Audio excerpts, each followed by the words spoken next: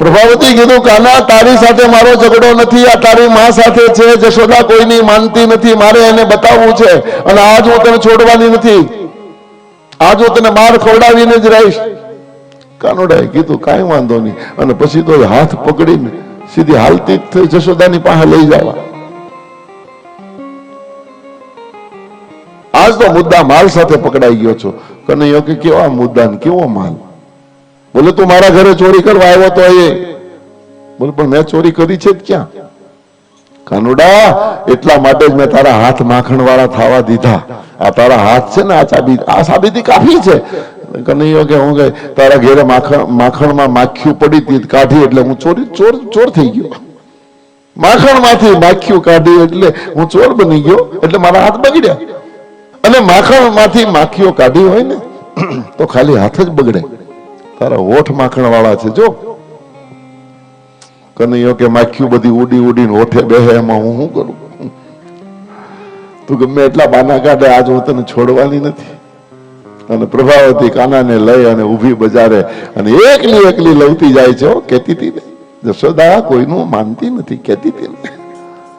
એમાં રસ્તામાં વૃદ્ધ કોઈ વડીલ હામાં મળ્યા અને વ્રજમાં લાજ કાઢવાનો રિવાજ તેદી પણ હતો અને આજ પણ છે. વ્રજમાં તમે જાઓ ને હજી પણ ત્યાં ઘૂમટો તાણવાનો રિવાજ છે. હવે વડીલ હામાં મળ્યા એટલે ઘૂમટો તો તાણવો જ પડે. તરત જ પ્રભાવતીએ લાજ ખેંચી ઘૂમટો તાણ્યો. કનૈયાએ વિચાર કર્યો છટકવાનો મોકો મળ્યો છે એટલે તરત ઓલો ચેલકો આઘો આવતો હતો ને પેલા એને નજીક લઈ લીધો. પ્રભાવતીના છોકરાને હાથમાં લઈ લીધો અને પછી અહીંયા પ્રભાવતીને વિનંતી કરી, પ્રભાવતી તું તારે મારે ઘેરે લઈ જા, મારી માર ખવડાવજે, તારે જે કરવું હોય કરજે, પણ ત્યાં હાથ એવો મજબૂત પકડ્યો છે ને આ હાથ મને દુખે છે. ગઈકાલે હું કદમના ઝાડ ઉપરથી પડી ગયો હતો ને મને આ હાથમાં વાગ્યું હતું, મને તું હાથ બદલી દે. હાથ બદલવાની વિનંતી કૃષ્ણએ કરી. આખર બાળક છે એટલે પ્રભાવતીને દયા આવી. પ્રભાવતી ઈશારો કર્યો બીજો હાથ લાવ. એટલે આ હાથ મૂકીને બીજો હાથ પકડવા એમાં પોતાનો ન દીધો, ચેલકાનો જ હાથમાં દઈ દીધો ને ચેલકાને પકડીને ગઈ. કૃષ્ણ ઉભા રહી ગયા. શોર્ટકટ કોઈના ઘરેથી દિવાલ કૂદીને ઘેરે પોગાતું હતું. ઘેરે જઈને પારણામાં જઈને પાછો હુઈ ગયો અને હુતો કાનો વિચાર કરે હમણાં પ્રગટ થશે ફાગણ સુદ પૂનમ. અને ત્યાં તો પ્રગટી હોય. જશોદા બારી નીકળ. અડધી રાતે આવું સાંભળ્યું એટલે જશોદા તરત ઘરે બહાર નીકળ્યા કે શું છે?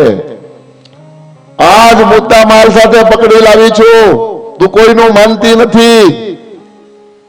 જશોદાએ જોયું તો પોતાનો ચેલકો. જશોદાએ કીધું પ્રભાવતી ઠેકાણે તો છે. હા હવે પકડાઈ ગયા એટલે અમારું ઠેકાણે નહીં હોય એમ. બોલે પણ તું કોને લઈને આવી જોતો ખરી? બોલે નહીં તારો જ છે, મોર પીછ વાળો જ છે, હું તારાને ઓળખું છું. જશોદા વારંવાર કહે પણ પ્રભાવતી હજી સુધી જોતી નથી. એવી અભિમાનમાં જશોદાથી રહેવાનું નહીં એટલે તરત એને કાનાને બૂમ પાડી. લાલા બાજુના રૂમમાંથી કાનો બારો નીકળ્યો અને મોરપીછ વાળાને અંદરથી આવતો જોયો અને પ્રભાવતી તો હેબતાઈ ગયો કે તો પછી આનો તો ઘેર છે, પછી મારા હાથમાં કોણ?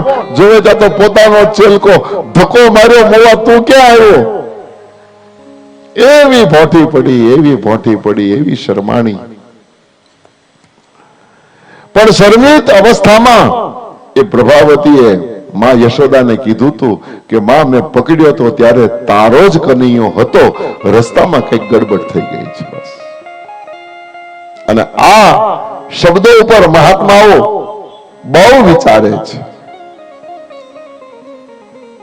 બહુ જ વિચાર્યું છે. આનો અર્થ એવો થયો કે ઈશ્વર પકડાય છે ખરો, પણ પકડાયેલો ઈશ્વર ક્યારે છટકી જાય એનું કઈ નક્કી નથી. ઈશ્વરને પકડવો સહેલો છે, જીવનભર પકડી રાખવો. એ માં યશોદાને કીધું તું કે માં મેં પકડ્યો તો ત્યારે તારો જ કનૈયો હતો, રસ્તામાં કઈક ગડબડ થઈ ગઈ છે બસ.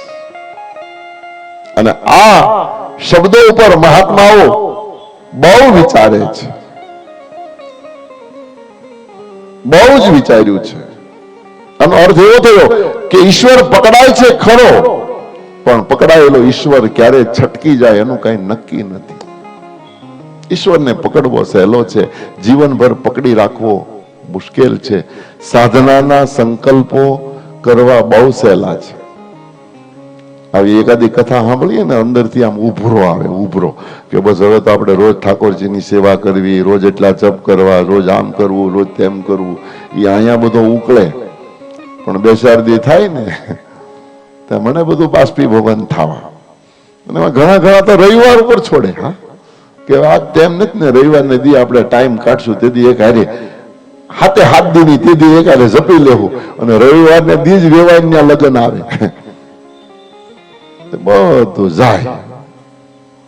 સાધનાના સંકલ્પો કરી લેવા સહેલા છે, સાધના જીવનભર ટકાવવી મુશ્કેલ છે. બીજા અર્થમાં કહું તો સંબંધ બાંધવો સહેલો છે, પણ સંબંધને નિભાવવો કઠિન છે. કોઈને યારે સંબંધ બાંધવો હોય તો કેટલી વાર આપણા ગામમાં કોઈ આવે તો એને પરાણે આપણે આગ્રહ કરીને હમ દઈને આપણા ઘેરે લઈ જઈએ. પરાણે ચા દૂધ કે કોફી પીતા હોય એને આપણે એક કપ પાઈ દઈએ એટલે આપણો સંબંધ શરૂ થઈ ગયો. સંબંધ ચાલુ કરવા તો 10 રૂપિયાનો ખર્ચો, પણ ઈ સંબંધને નિભાવતા નાકે દમ આવે. સંબંધ બાંધવા સહેલા છે, સંબંધને નિભાવવા કઠિન છે. જ્ઞાન નથી હોતું ત્યાં સુધી મારા તમારા જીવનમાં અહંકાર નથી હોતો. મારા તમારા જીવનમાં અહંકારની આવવાની શરૂઆત ક્યારે થાય? જ્ઞાન આવવાની શરૂઆત થાય. એના કરતા આગળ કહું તો ધન નથી હોતું ત્યાં સુધી જીવનમાં લોભ પણ નથી હોતો. સંસારમાં આપણા જીવનમાં જેવું ધન આપણી પાસે આવવાની શરૂઆત થાય ને એટલે લોભની પણ શરૂઆત ત્યારે જ થાય. જેની પાસે કાંઈ નથી એને લોભે નથી. આ સંસારમાં લોભ કોની પાસે? તેની પાસે બહુ પડ્યું છે, છુપાવી છુપાવી ભેગું કર્યું છે, એને જ લોભ છે. એના કરતા આગળ કહું તો મહાન બનવું સહેલું છે, પણ મહાનતાના પદ ઉપર ટકી રહેવું બહુ મુશ્કેલ છે. એકાદું આવું કઈ આપણે સત્કર્મ સારું કામ કરીએ એટલે તરત લોકો તો આપણને મહાન બનાવી દે, વાહવાહી તો તરત જ સમાજ આપે, પણ ઈ વાહવાહીને કાયમ માટે જીવનભર ટકાવી રાખવી બહુ મુશ્કેલ છે. મહાન બનવું સહેલું, મહાનતાના પદ ઉપર કાયમ માટે બેસી રહેવું બહુ મુશ્કેલ છે.